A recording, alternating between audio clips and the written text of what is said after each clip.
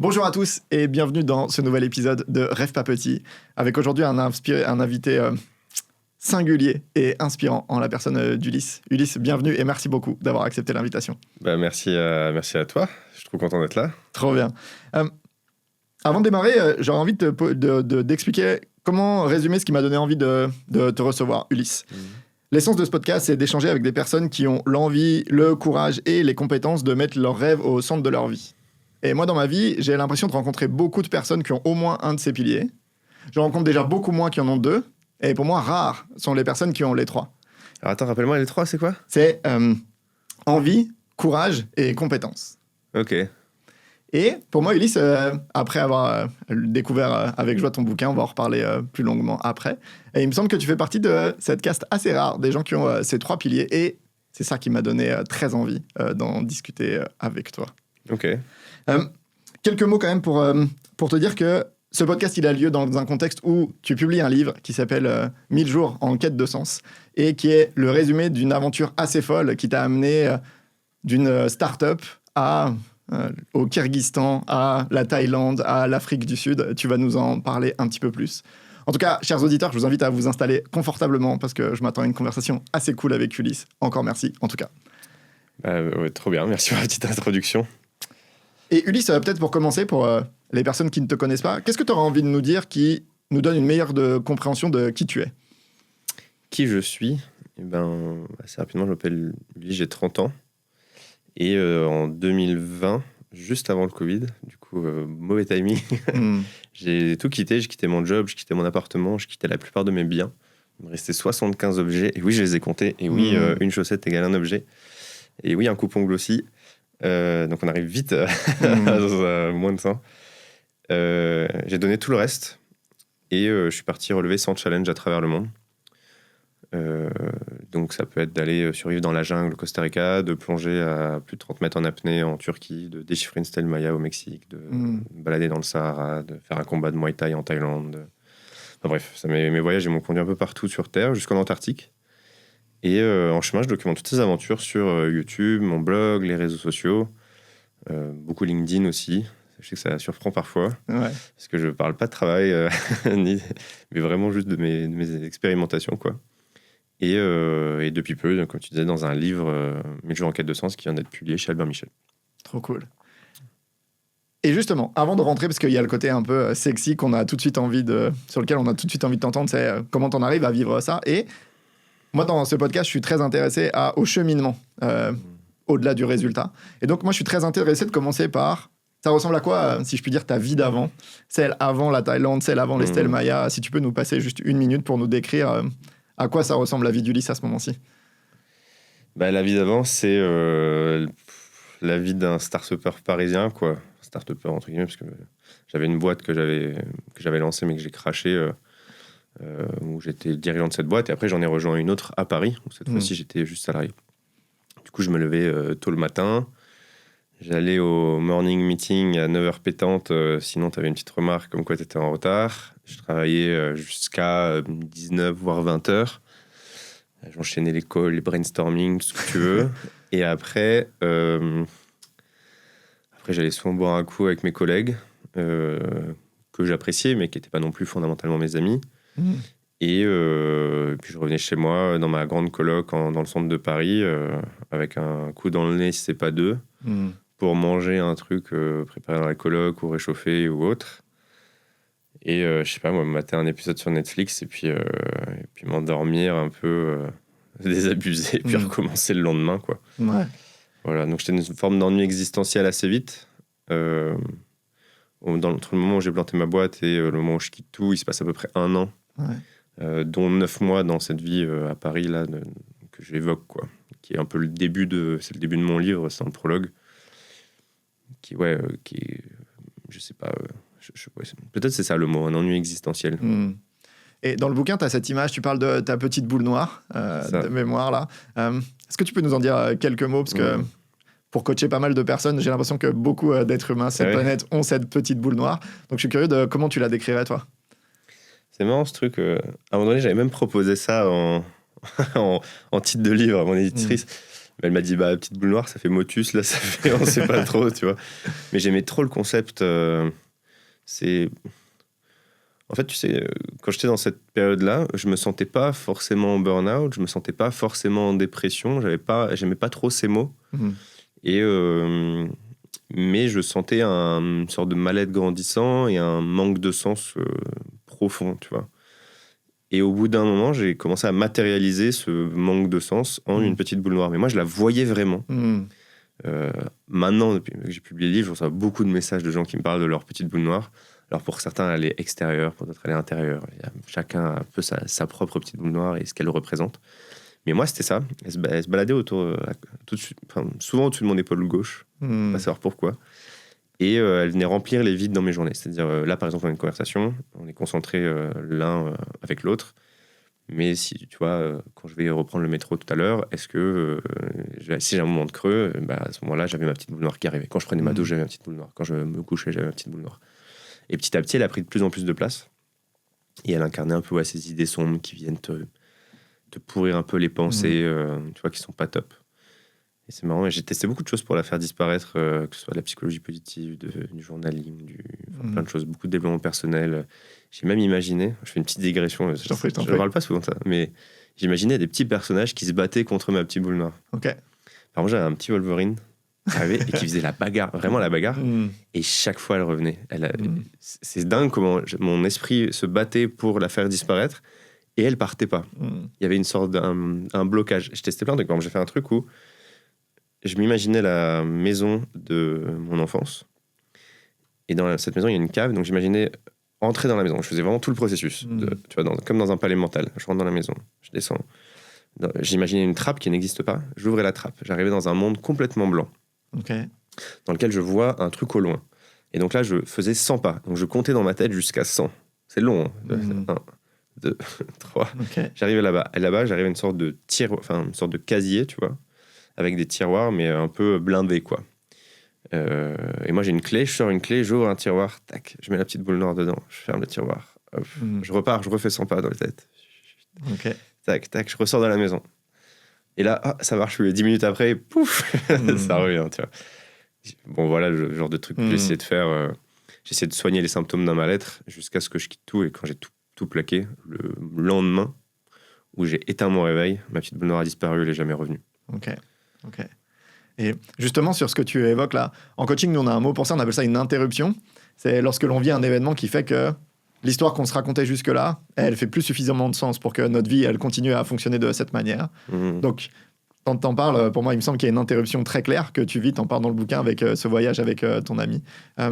Est-ce que tu pourrais nous parler de ce moment-là où tu sens que ça bascule en fait pour toi et que de pensée ou de souhait ou juste de frustration que ta vie elle n'est pas le reflet de ce qui est important pour toi, il va y avoir un switch assez radical. Comment tu la décrirais cette interruption, toi? Je pense que c'était en revenant du Kyrgyzstan, donc c'était mes premiers congés payés en tant que salarié, parce qu'avant j'avais une boîte et j'avais pas eu de congé particulièrement. J'avais travaillé vraiment 2 ans à fond dans le produit. Si ce n'est quand j'ai planté ma boîte, après j'avais fait des petits voyages dans le sac à dos, mais je n'étais pas payé pour ça, quoi. Et là, quand je suis parti au Kyrgyzstan avec une amie qui m'avait proposé ce voyage, je vais faire l'ellipse sur le voyage, mais c'était assez lunaire, il se passe plein de péripéties, plein de choses. Je finis par faire de la lutte avec un chef de tribu. C'est incroyable ce passage. Dans une plaine, où je dormais sur une urne, puis le soir j'ai eu une intoxication alimentaire, puis je suis à une journée à cheval du village le plus proche, bref. Mais jamais je me suis senti autant vivant, tu vois, à cette période-là. Et là-bas, dans ces montagnes, je me fais une promesse, celle de plus jamais me résigner face à mon destin. En gros, je choisis la révolte. Et c'est en rentrant dans l'avion où je commence à avoir un peu la panique d'arriver à Paris et de me dire putain, genre, je vais retourner dans ma vie d'avant. Ça a l'air compliqué, j'ai pas envie, je dois remettre un réveil. Enfin bref, j'étais vraiment dans une forme de je veux m'échapper de là. Et c'est là où ma petite boule noire, en fait, sa symbolique a changé. C'est-à-dire que quand je la voyais, elle devenait un rappel de prendre mes propres décisions avant que d'autres le fassent pour moi. Et je la voyais... En fait, avant, je la voyais et j'étais un peu en résignation face à mon quotidien. Et là, je la voyais et ça me donnait envie de faire des choses. Tu vois. Donc, j'allais à une soirée en moins et plutôt, je me levais tôt le matin pour aller dans un café pour écrire sur un blog que je venais d'ouvrir, par exemple. Okay. Ce genre de choses. Et par la lecture, par l'écriture, par beaucoup d'introspection, j'ai fini par dessiner les contours du projet qui, après, m'a permis de tout plaquer, tu vois. Ok. Je serais hyper intéressé, Ulysse, si c'est ok pour toi qu'on passe juste une ou deux questions là-dessus. L'introspection, c'est vaste. Ouais. Puis dans le monde d'aujourd'hui, là, ça veut dire beaucoup de choses. Donc, je suis curieux de qu'est-ce qui a été utile, pertinent ou à ton service dans cette introspection pour passer de petite boule noire, angoisse, etc. à, il y a un champ des possibles plus vaste. Et en tout cas, où tu te sens plus acteur de la suite. Ouais. Comment tu vis ça, toi? En fait, c'est un long processus. Souvent, Ouais. tu sais, quand tu racontes l'histoire, tu dis, en 2020, je suis tout plaqué, je suis parti faire ça.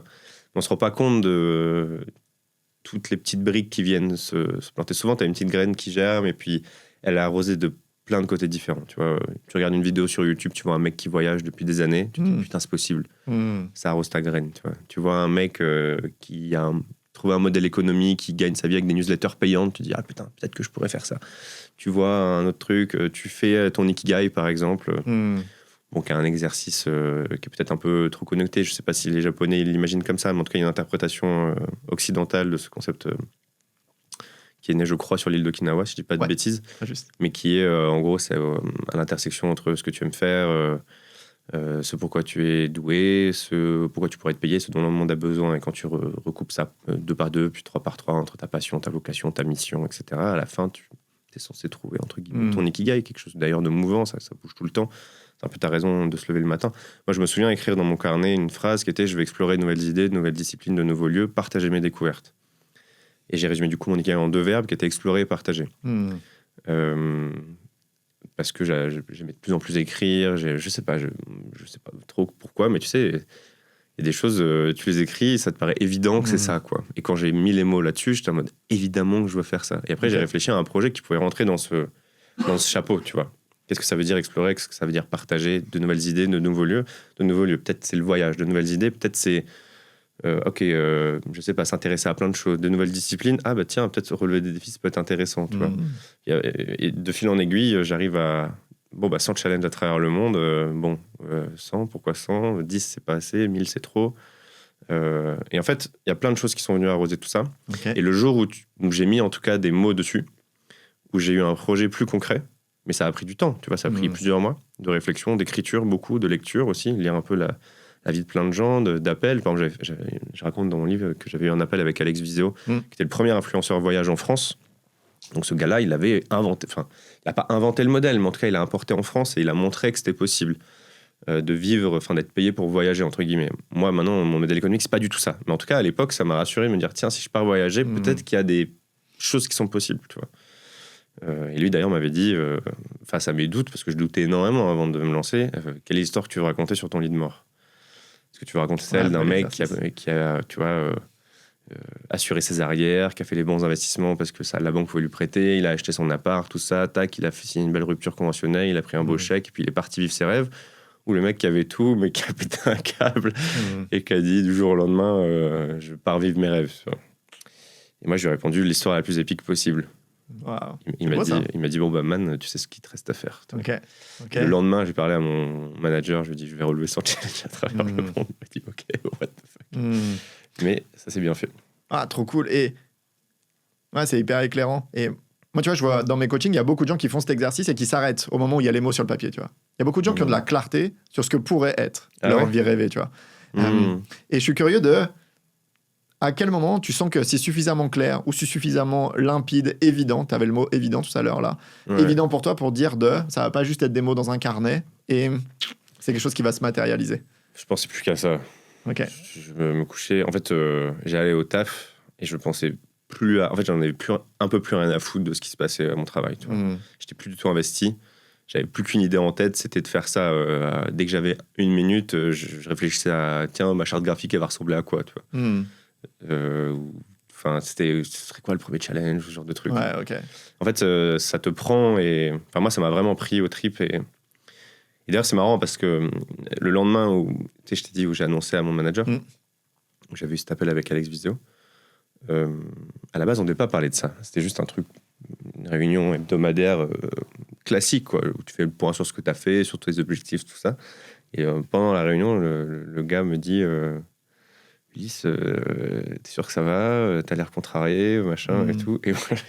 Moi, je lui dis, ouais, en fait, là, je lâche le morceau, tu vois. Je lâche la bombe. Okay. Mais je sais pas, je saurais pas dire, tu vois, ce qui vraiment déclenche. Je sais pas s'il y a une vérité générale sur comment tu passes à l'action. Moi, j'ai eu l'impression que c'était soit ça, soit j'allais dépérir, quoi. Ouais, ok. Ouais. Et j'aime bien aussi dans ce que t'amènes, Ulysse, c'est que on rencontre beaucoup un peu la vision un peu fantasmée du rêve qui est un jour tu es frappé par la grâce et puis ça devient évident, ça tout s'illumine. Et moi j'aime bien dans ton parcours, il y a un côté, le mot qui vient moi c'est besogneux, tu vois, j'aime bien ce mot, c'est un côté au bout d'un moment tu vois on s'y colle quoi, tu vois, il n'y a pas un truc de t'as pas été frappé en disant bah tout s'illumine d'un coup, il y a un truc, une sorte de travail, t'as œuvré à avoir cette clarté. Quel regard tu portes toi justement sur ce cheminement là avec ton rêve? Ouais, c'est vrai qu'en fait, maintenant, je me rends compte beaucoup a posteriori que je reçois énormément de messages sur les réseaux sociaux de gens qui fantasment un peu mon lifestyle. D'ailleurs, je pense que pour beaucoup, ils seraient malheureux dans comment je vis, parce qu'ils ne se rendent pas compte de plein de choses. Par exemple, le fait d'être nomade depuis 4 ans, c'est extrêmement énergivore, tu n'as aucun ancrage. Alors, c'est très cool, hein, mais il y a aussi... je vois beaucoup de gens qui m'écrivent où je me demande, tu vois. Et après, je vois aussi beaucoup de gens qui m'écrivent et qui sont pas prêts à faire les efforts et les sacrifices, tu vois. Moi, par exemple, quand j'ai voulu m'alléger et que j'ai voulu tout plaquer, j'ai aspiré à cette liberté. On est beaucoup aspiré à la liberté. Et je me suis dit, vas-y, ça veut dire quoi pour toi être libre? Ça veut dire plein de choses à l'époque, ça veut dire d'autres choses d'ailleurs maintenant. Mais à l'époque, si je voulais aussi une liberté matérielle, j'ai dit, ok, je vais donner tout ce que je possède, tu vois. Et ça, je pense qu'il n'y a pas beaucoup de gens qui sont prêts à le faire. C'est Hippocrate, je crois, c'est ça? Le serment que tu passes quand tu deviens médecin. Ouais, absolument. Il disait, avant de soigner quelqu'un, demande-lui s'il est prêt à abandonner ce qui le rend malade, tu vois. Bon. Et tu vois, c'est dur aussi. Je fais une mini parenthèse, parce que ça, c'est facile de se le représenter. Parce qu'en fait, c'est sur tous les aspects de ta vie. Mais le truc matériel, ça rend les choses très concrètes, tu vois. Moi, par exemple, j'étais un gamer. Je jouais beaucoup aux jeux vidéo. J'adorais ça. J'ai joué un peu moins dans ma phase d'introspection, parce que justement, j'essaie de remplacer ça par l'écriture, par d'autres choses. Aujourd'hui, je joue quasi plus, tu vois. D'ailleurs, ça me manque un peu. Des fois, je me dis, les périodes où je jouais aux jeux vidéo avec mes potes, c'était peut-être celle où j'étais le plus heureux, parce que j'avais aucune considération, aucune de rien. Juste, le but, c'était de s'amuser, et tu vois, aucune responsabilité, et c'était trop bien. Et bref, du coup, j'avais un ordi, tu sais, avec écran 27 pouces, la tour, la carte graphique, le machin, tu vois. Et ça, quand je l'ai vu partir... ça fait un petit coup, là. T'as l'impression qu'on t'arrache une partie de ton identité. L'identité gamer de Ulysse est représentée dans cet ordinateur-là. Tu vois, quand je dis à mon frère, vas-y, prends l'écran, je veux pas voir. Et plein de choses, des fringues, des trucs, Et donc, on t'enlève un peu des petites parties d'identité, et du coup, après, tu prends la responsabilité de te construire une nouvelle identité. Et du coup, t'es obligé de faire des trucs, quoi. Bon, voilà, je ferme la parenthèse. Je me suis peut-être un peu perdu dans les explications. Je sais pas si c'est très clair, mais... En tout cas, moi, ce que je trouve cool Moi, il y a cette phrase-là, il y a un bouquin qui m'avait beaucoup marqué, que j'ai lu récemment, c'est Ben Bergeron qui a écrit un bouquin qui s'appelle Chasing Excellence. C'est un mec qui entraîne les athlètes de CrossFit au CrossFit Games. Là, c'est genre le truc de barge, là. Et là, cette phrase, il dit « Tout ce qui en vaut la peine dans cette vie s'obtient en consentant à vivre l'expérience négative associée. » Et tu vois, moi, j'entends... Il y a beaucoup ça. Il y a... à quel point vouloir vivre que le beau côté de nos rêves, c'est un fantasme, tu vois. Vouloir vivre la vie d'Ulysse sans être prêt à se défaire de ça, être prêt à vivre la vie d'Ulysse alors qu'on est attaché à un ancrage, à un lieu, à des repères forts, c'est un fantasme. Et je trouve ça cool d'être... il y a une forme de cohérence dans, au final, qu'exige mon rêve, tu vois. Qu'est-ce qu'il demande et à quel point je suis prêt à aller vers ça, quoi. Exactement. Je suis d'accord avec toi. Sur les relations, sur le jugement des autres, sur le regard de ta famille, sur à quel point tu inquiètes ta grand-mère, sur tes parents qui étaient rassurés parce que tu as un job stable bien payé alors que tu viens de cracher une start-up et que tu repars. Période de Covid, voyager en mode je vais faire des vidéos sur YouTube. C'était panique à bord. Hein. Enfin bref, je pourrais parler de plein de sujets, tu vois. Mais ouais, c'est ça. Est-ce que tu es prêt à embrasser tous les aspects de ton rêve, quoi. Mais après, si c'est ton rêve, c'est que ça en vaut le coup, peut-être, quelque part, tu vois. Yes, en tout cas, je trouve que c'est un bon jalon, en tout cas sur le chemin du rêve, d'être prêt à conscientiser d'une part déjà les impacts que ça va demander et de se poser la question humblement de est-ce que je suis vraiment prêt à vivre avec ça. Je trouve que Il y a une question que j'aime bien là-dessus, c'est tu sais, parce qu'on a plein de désirs Tous, on a plein de désirs. Et c'est quoi le rêve pour lequel tu serais prêt à sacrifier tous les autres, tu vois? Moi, c'est astronaute. Ah ouais? Tu serais prêt à sacrifier tout pour ça? Je pense, ouais. Ah, elle est belle, cette question.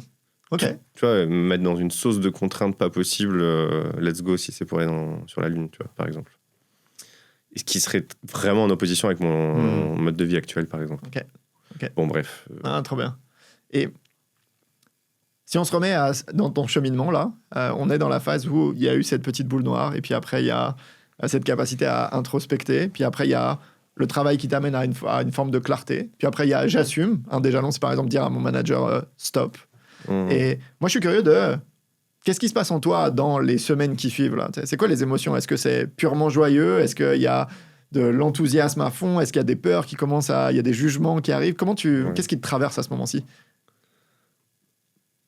Assez peu de peur ni de doute au début, en tout cas. Ok. Beaucoup d'enthousiasme, ouais. Ok. Quand je vois que ma petite boule noire disparaît, j'hallucine, en fait.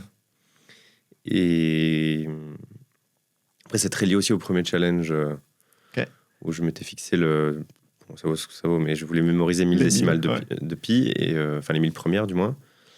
Concrètement, on s'en tape de 1000 décimales de pi. Ce qui est intéressant, c'est d'apprendre à apprendre. C'est comment tu peux résoudre ce casse-tête qui est. Tu as une suite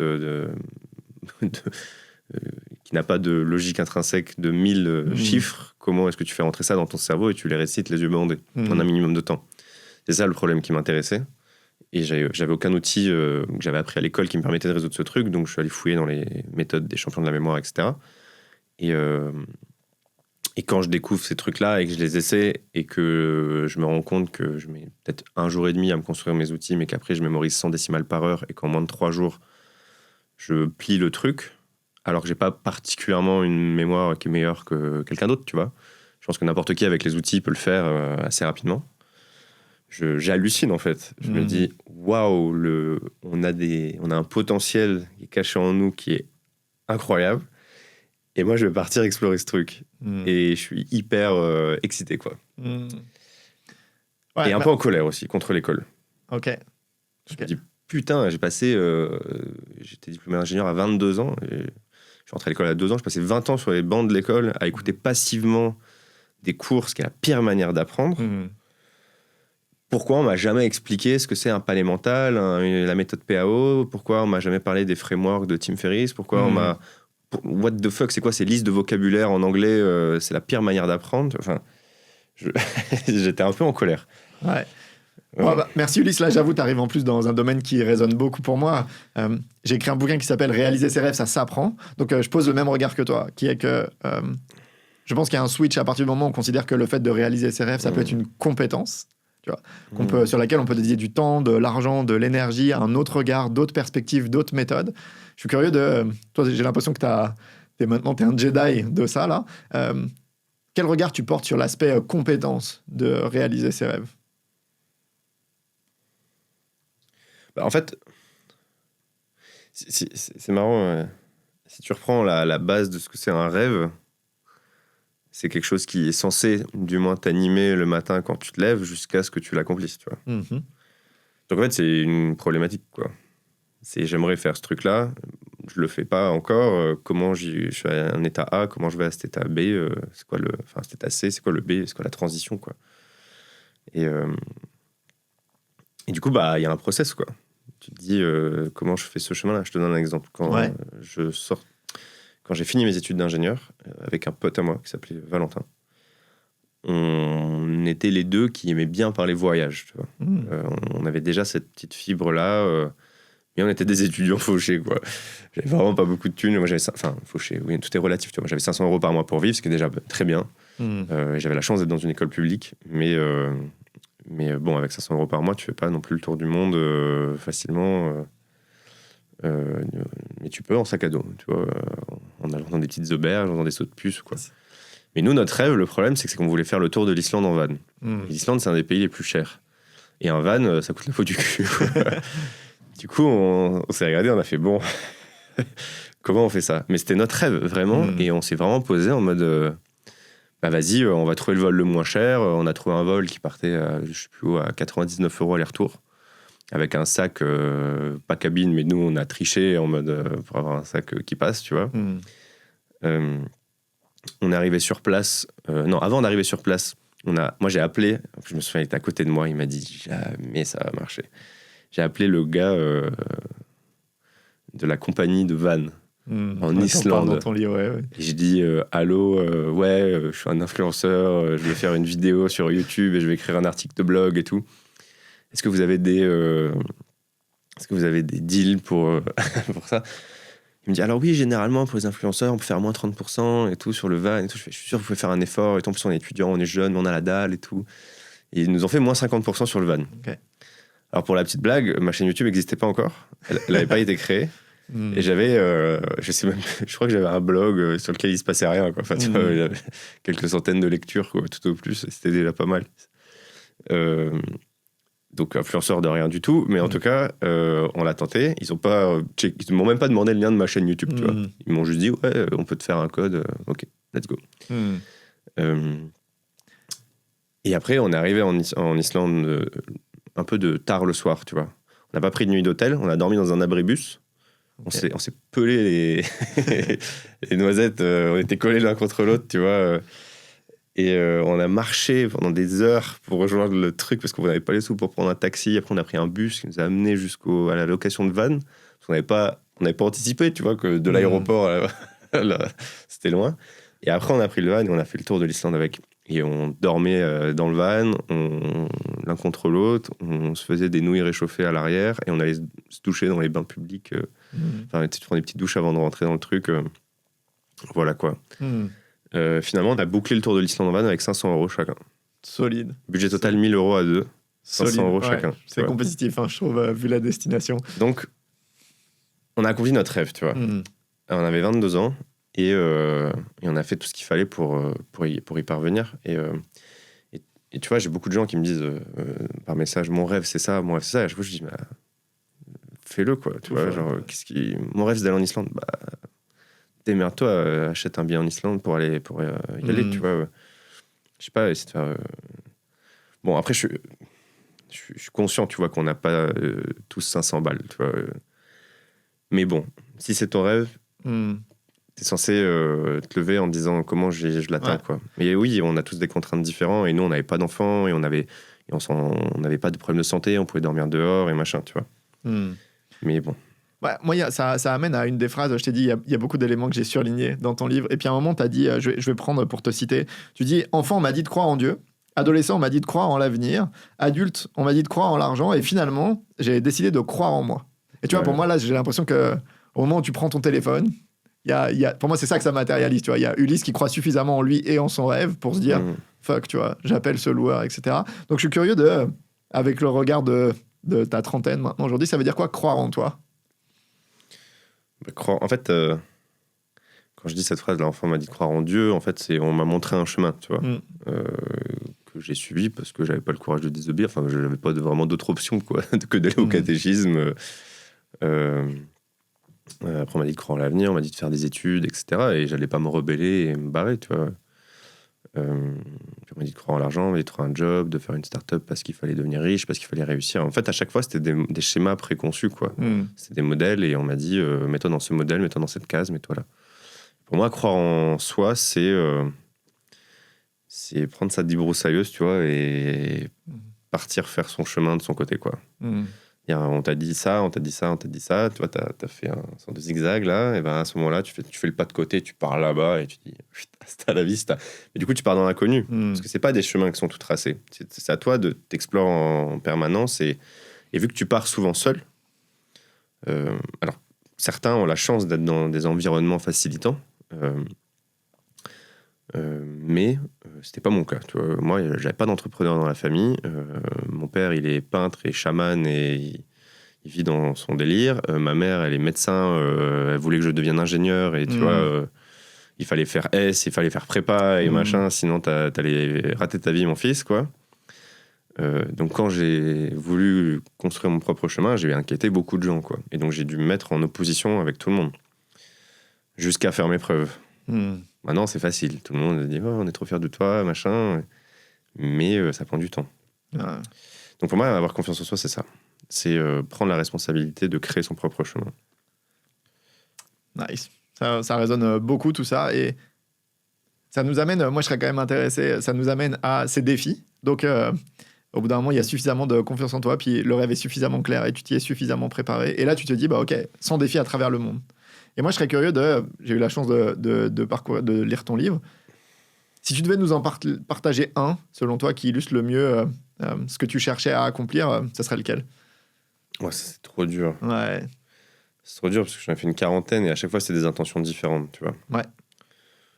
Ma première quête, par exemple, c'était de montrer que tout peut s'apprendre. Justement, on peut pas tout apprendre, mais tout peut s'apprendre. Je voulais montrer ça.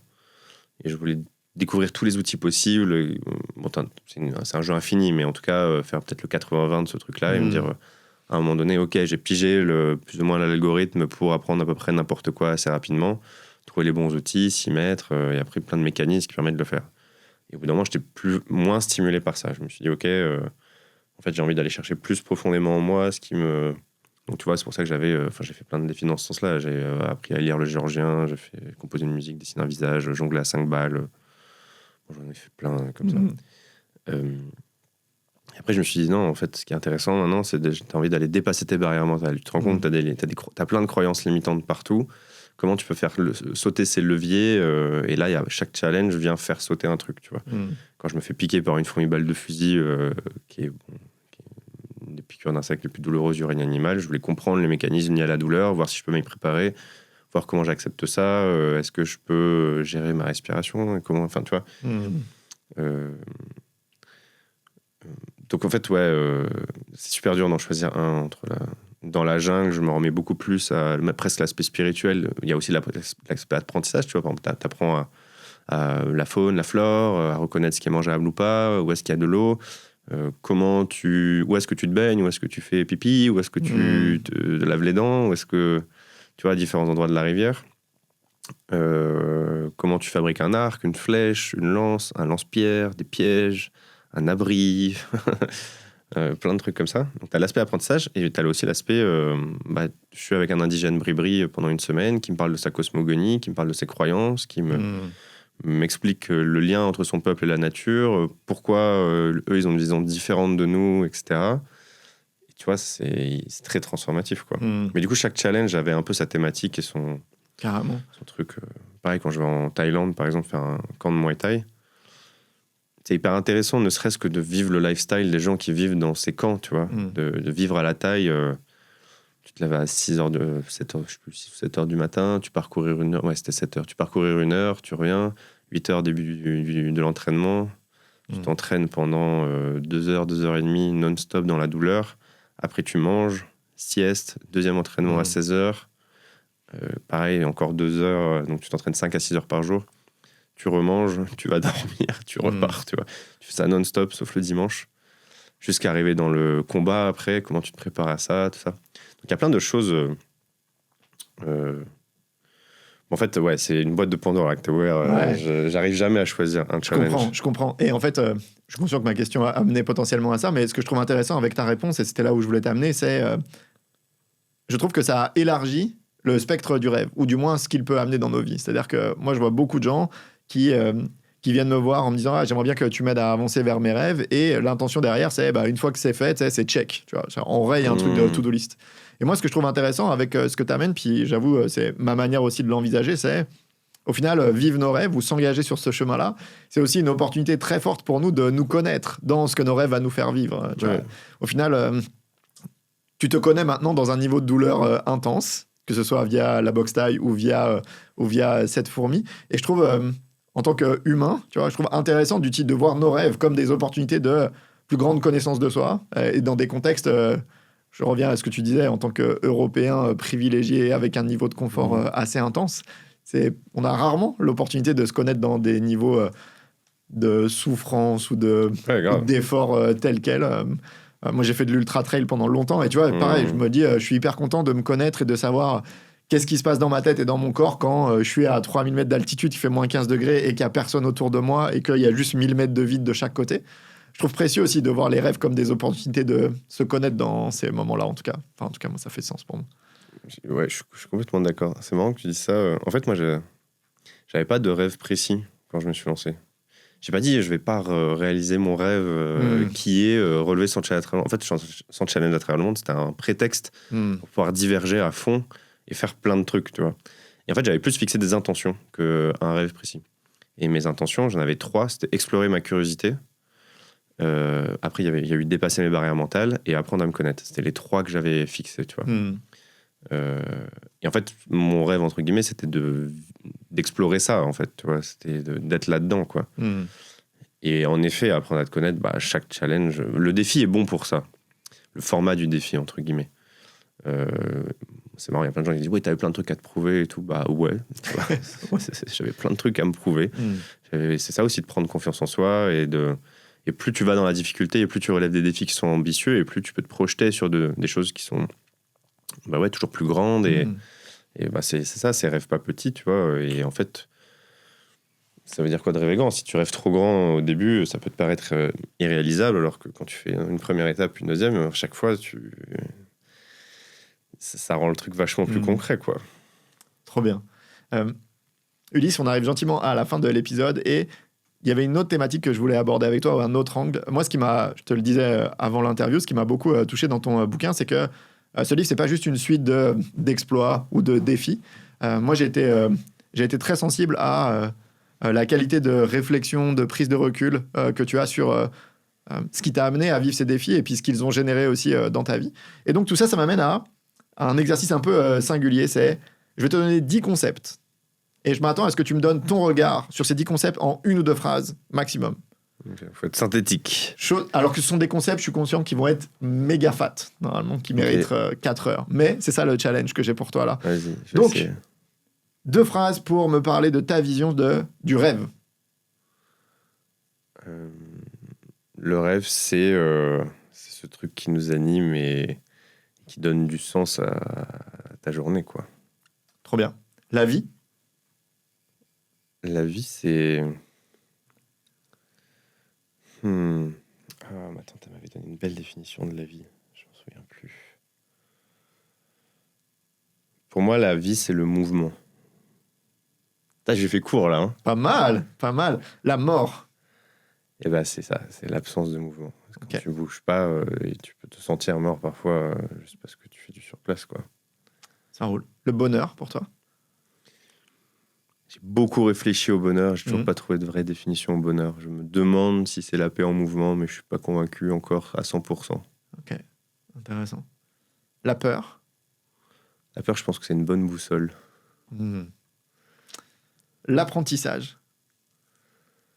Je pense que c'est la base de tout. Le jour où tu arrêtes d'apprendre, t'es plus en mouvement. Donc tu meurs cérébralement un petit peu. Les autres? C'est le mécanisme par lequel tu apprends à te connaître, toi. Il y a une phrase que j'aime bien, c'est le voyage, c'est passer de soi à soi en passant par les autres. La solitude?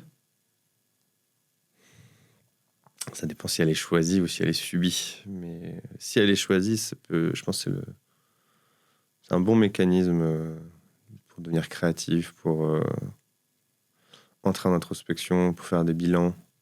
Moi, j'adore être seul et j'adore être avec du monde. Ça dépend de ma phase, tu sais, de l'attention. Trop bien. Il en reste 2. Le succès? C'est hyper relatif, quoi.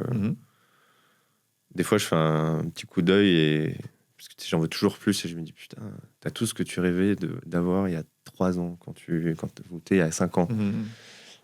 Et c'est dur de s'en rendre compte. Et quand tu voyages beaucoup, tu te rends compte que le succès veut dire beaucoup de choses pour beaucoup de gens. Chez les Maasai, c'est d'avoir beaucoup de bétail, par exemple. Et enfin, le dernier, la connaissance de soi.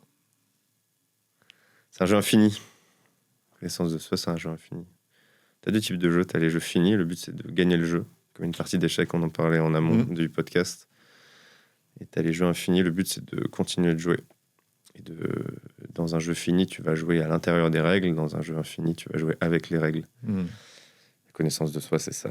C'est un jeu infini. Il n'y a aucun moment où tu dis, ça y est, je me connais. Tu peux te connaître un peu plus. Mais... Plus dur en une phrase, la connaissance de soi, je vois. Ouais, parce que je voulais en profiter de parler de ce livre que j'aime bien de James Clear, qui s'appelle Finite and Infinite Game. Ouais, Simon Sinek aussi, c'est un concept qu'il a beaucoup évoqué, le jeu infini aussi. Donc, ouais, absolument. Trop cool. Et On arrive gentiment là, par contre, à la fin de l'épisode. Et moi, j'aime conclure avec ça.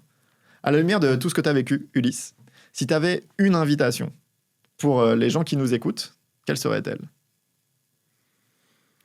C'est toujours dur. Moi, j'ai toujours du mal à donner des conseils, mais... C'est une invitation. C'est pour ça que pour moi, c'est pas conseil. Ouais. Bah tiens, tu parlais de solitude. Peut-être de prendre un...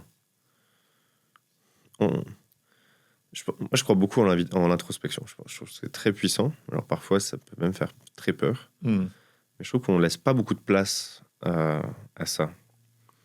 Je fais une mini-digression, mais par exemple, moi, je ne suis pas particulièrement croyant. Je suis très agnostique sur ces questions. D'ailleurs, je parle beaucoup de Dieu dans mon livre, de plein de manières différentes, que ce soit le Dieu qu'on peut imaginer nous, ou celui des Brébris, ou celui des Mayas, ou etc.